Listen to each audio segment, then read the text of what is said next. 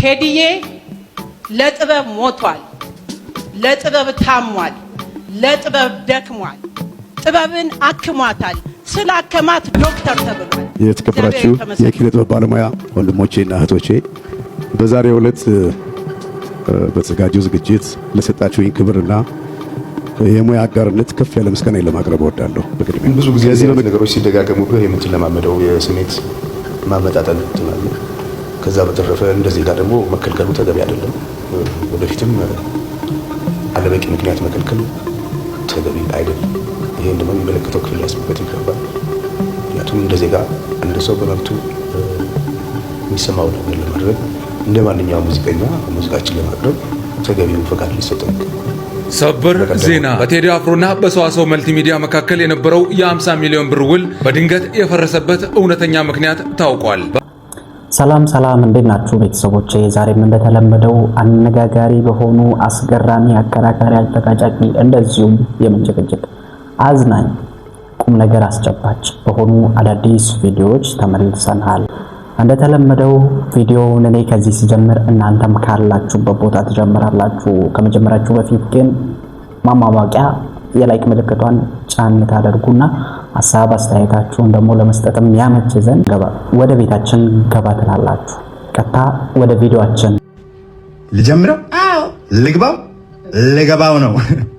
ተከለከለ በሚባላ ፍሬያገኝ ካለው ተቦኋላ በዛዙር አይደለም መጥለጭ ፊት ለፊት ነው የማገኝ ኮርቼ ልብህ ነው የማገኘው ከፍቼ ተከለከለ በሚባላ ፍሬያገኝ ካለው ተቦኋላ በዛዙር አይደለም ምንድነው የሚባለው? ፊት ለፊት ነው የማገኝ ኮርቼ ልብህ ነው የማገኘው ከፍቼ ምን ቅማ ነው?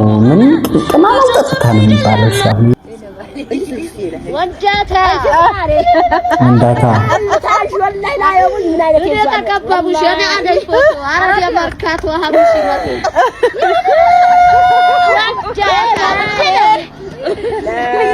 ፊታቸው ላይ የሚነበበው ስሜት ሉክ ማረሽ ታገኛኒ ተባዛው ያባ ታጀብ ብለው እያዩት እና ፎርማን ማን ያጧን የገንም ማን በተሰጣ ያገራችን ነው። ይሄ አገርማ ያገራችን አይደለም። ይሄ የትኛው አለ ታጀራ? ታጀራ አዲስ አበባ ነው የመጣው። አዲስ አበባ ለምባል አዲስ አበባ ለምባል ከሰናቋት አንቺ ስንና አብሸታ አጣማትስ ገነገደ ሰሞኑን አንድ ለረጅም ዓመታት ያገለገሉ የጤና ባለሙያ በጣም ትልቅ ሰው ናቸው። በከተማ ውስጥ በመናኸሪያ ወጣቶች ሲደበደቡ የሚያሳይ ቪዲዮ ወጥቶ ነበር። እድሜው ሙሉ ሀገሩን ያገለገለ አንድ ግለሰብ በባሌ ሮቤ ወጣቶች ሲደበደብ የሚያሳይ ቪዲዮ በዚሁ በማህበራዊ ሚዲያ ሲመላለስ አየን። ይሄን ተከትሎ አዋሽ ባንክ 500 ሺህ ብር፣ ቅብርጥሴ የሚባለው ወረዳ 400 ካሬ እያለ ስጦታ መስጠት ጀመሩ። ስጦታ መስጠታቸውን እኔ ምንም አይነት ተቃውሞ የለኝም። ፍትህን ኮምፐንሴት ሊደረግ የተከደበት መንገድ ግን ትክክለኛና አዋጭ አካሄድ አይደለም የሚል አቋም ነው ያለኝ።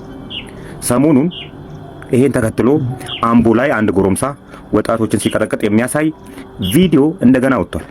ለነዚህ ወጣቶች 500 ሺህ ብር እየሰጠን ልንቀጥል ነው ወይ? እንደዚህ ነው ፍትህ መረጋገጥ ያለበት ወይ?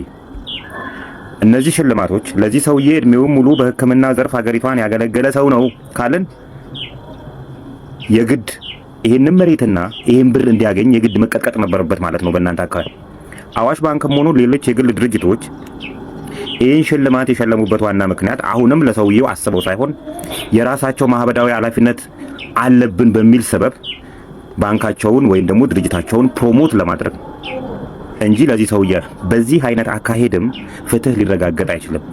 እንደ ትውልድ እንደ ሀገር ትውልድ በዚህ ደረጃ የመንጋ አስተሳሰብን እያራመደን ያለው የፍትህ አካላት ነን የሚሉ እና ሌሎች ድርጅቶች ደግሞ ህግን ሊያስተካክሉበት የሚሄዱበት መንገድ በራሱ ሌላ ስህተትና ሌላ ድራማዊ እንትን እየፈጠረ ነው ያለው። ነገ አንዱ የተቸገረ ደብድበኝና በማህበራዊ ሚዲያ ልቀቀኝ ከዛም በኋላ አዋሽ ባንክ ይመጡና 500 ሺህ ብር ይሰጡኛል የሚል እሳቤ በትውልዶች ላይ እንዲኖር ከማድረጉ በተጨማሪ እነዚህ ሰዎች መደብደባቸው ትክክል ነበረ፣ ለዚህ ሰውዬ እንዲያልፍለት ምክንያት ሆነናል እንዲሉ ያደርጋቸዋልና ፍትህ በእንደዚህ አይነት ሁኔታ መረጋገጥ የለበትም። ደግሜ እንደምነግራችሁ ለሰውዬው ብሩም ሆነ ቦታው መሰጠቱን ምንም አይነት ተቃውሞ የለኝም። ነገም ሌላ ቀጥቃጭ ይመጣል። መሸለም የምትፈልጉ ከሆነ ሳንሞት፣ መሸለም መስጠት የምትፈልጉ ከሆነ ሳንቀጠቀጥ በክብር እያለን ስጡን። አለበለዛ ግን ይሄን አይነት አካሄድ ፍጹም አዋጭ አካሄድ ስላልሆነ የፍትህ አካላትም እንዲስተካከል ብታደርጉ መልካም ነው። ቢኮዝ አምቦ ላይ ትላንትና አምቦ ላይ አንድ ወጠጤ ጎረምሳ ሰዎችን ሲደበድብ በቪዲዮ እየቀረጸ ሲደበድብ ታይቷል። ነገም ይቀጥላል ማለት ነው። እኔ የምላችሁ ግን ይሄ ሰውዬ የተቀጠቀጠው እዛ መናኸሪያ ውስጥ ነው። መናኸሪያ ሰው አለ፣ በጣም ብዙ ሰው ይኖራል። እንዴት አንድ ሰው ምንድነው ችግሩ? ቆይ እስቲ እንወያይ፣ እንነጋገር፣ ተው የሚል አንድ ሰው አንድ ይበሰል አንድ ምራቅ ያወጣ ሰው እንዴት ይጠፋል? ሁሉም የድርሻዬን ቅመስ እያለ የሚነሳበት ሁኔታዎች እንዴት እንደዚህ አይነት አስተሳሰቦች ሊኖሩ ይችላሉ? እንዴት ሽማግሌ ጠፋ? እንዴት ትልቅ ሰው ጠፋ? መናኸሪያ ውስጥ እንግዲህ አገር ሰው ነው የሚኖረው። የባሌ ሰውም ባይኖር ሲጀምር እንደውም የባሌ ሽማግሌዎች ሀገር ነች፣ የእርቅ ሀገር ነች። እንዴት ይሄን ያህል ዝቀጥን የሚል ጥያቄ ግን ዛሬ ድረስ ይመላለስብኛል። ባይዘዌ ይሄ ምንም የሚጨምርበት ነገር የሌለው ምንም የሚቀነስለት የሌለው ትክክለኛውና ሀቁ ነገር ነው። አንዳንድ ጊዜ የሆነ ፍትህ የሚረጋገጥበት መንገድ አቴንሽንን ሺፍት ለማድረግ አይነት የተደረገ ድርጊት ነው እንጂ ይሄ የሚመስለው ጀስት ለዛ ሰውዬ ታስቦ ቢሆን ኖሮ በጣም ተመችቶኛል እኔ አመለካከቱ ማለት ነው። ከዛ በፊት አይሰጠውም ነበር ወይ? ከዛም በኋላ ከተደበደበ በኋላ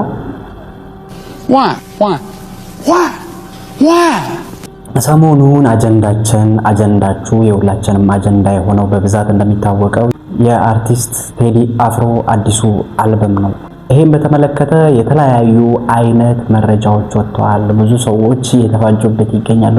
ሰበር ዜና! በቴዲ አፍሮና በሰዋሰው መልቲሚዲያ መካከል የነበረው የ50 ሚሊዮን ብር ውል በድንገት የፈረሰበት እውነተኛ ምክንያት ታውቋል። በማህበራዊ ሚዲያ ላይ የተሰራጨ በነበረው መረጃ ሰዋሰው መልቲሚዲያ በአዲሱ አልበም ውስጥ ከተካተቱ ስራዎች መካከል 3 ዘፈኖች እንዲወጡ መጠየቁ በሁለቱ አካላት መካከል አለመግባባት ፈጥሯል ተብሎ ቢነገርም የቴዲና የሰዋሰው ውል ግን የፈረሰበት አንዱ ምክንያት በድምፃዊና በአሳታሚው በኩል ውል ውስጥ የተካተቱ አዳዲስ ጉዳዮች ዋነኛው መንስኤ መሆናቸው ተነግሯል። በሁለቱ አካላት መካከል በተደጋጋሚ የተደረጉ ውይይቶች የውሉን ባለቤቶች ሳያግባቡ ቀርተዋል። በተጨማሪም ሰዋሰው መልቲሚዲያ የቴዲ አፍሮን ነባር ሙዚቃዎች ድጋሚ በሰዋሰው ገጽ ላይ እንዲለቀቁ መጠየቃቸው ለውሉ መፍረስ አንድ ምክንያት ነውም ተብሏል። በተጨማሪም የስልክ ጥሪ ማጀቢያ ሲአርቢቲ ገቢን በተመለከተም የቀረበው ውል ማሻሻያ ሀሳብ ተቀባይነት ባለማግኘቱ ውሉ ሊቋረጥ ችሏል። በዚህም ምክንያት ቴዲ አፍሮ ቀድሞ የተቀበለውን 25 ሚሊዮን ብር ከ4 ዓመት ወለድ ጋር በማስላት በድምሩ 33 ሚሊዮን ብር ለሰዋሰው መልቲሚዲያ መልሷል ሲል ኢትዮፒካ ሊንክ ዘግቦታል። ይሄ እንግዲህ አልበሙን በተመለከተ አስቀድመን የሰማነው የአርቲስት ቴዲ አፍሮና የሰዋሰው መልቲሚዲያ መካከል የተፈጠረው የግጭቱን ምክንያት ነው። አሁን ደግሞ በሌላ በኩል ደግሞ እንደሚታወቀው በአርቲስት ቲቪ ሊተላለፍ የነበረው ጋዜጣዊ መግለጫም መታገዱን ሰምታችኋል። ለዚህ ደግሞ ምክንያት ነው የተባለውን ነገር የቀድሞ የመንግስት ባለስልጣን ቴዲ አፍሮ በህልውናው ዘመቻ ባለመሳተፉ ቂም ተይዞበት ሊሆን እንደሚችል ተናገሩ። የቴዲ አፍሮ ጉዳይ አነጋጋሪነቱ ቀጥሏል። እዛ ደግሞ የቀድሞ ባለስልጣን አዳዲስ ነገሮችን አውጥተዋል። የቀድሞ የአዲስ አበባ ከተማ አስተዳደር ኮሚኒኬሽን ቢሮ ኃላፊ አቶ ዮናስ ዘውዴም የድምፃዊ ቴዎድሮስ ካሳሁን ወይም ቴዲ አፍሮ አዲስ አልበም ጋዜጣዊ መግለጫ መታገዝን አስመልክቶ በሰጡት አስተያየት ድምፃዊው ከዚህ ቀደም መንግስት ባዘጋጃቸው ዘመቻዎችና መድረኮች ላይ ለመሳተፍ ፈቃደኛ ባለመሆኑ የተነሳ ቂም ተይዞበት ሊሆን እንደሚችል ጠቁመዋል። አቶ ዮናስ በማህበራዊ ትስስር ገጻቸው ላይ ባሰፈሩ ጽሁፍ ቴዲ አፍሮን በአካል እንደሚያውቁት ገልጸው መንግስት ባወጀው የህልውና ዘመቻ ወቅት ህዝብን እንዲቀሰቅስ ዘመቻውን በሚያስተባብረው ግለሰብ በኩል ብዙ እንደተለመደና እንደተጎተጎተ አጋልጠዋል። ይሁን እንጂ ቴዲ አፍሮ በዚህ ዘመቻ ላይ ለመሳተፍ ወይ ፍንክች በማለት ሙሉ በሙሉ ፈቃደኛ ሳይሆን መቅረቱን አስታውሰዋል።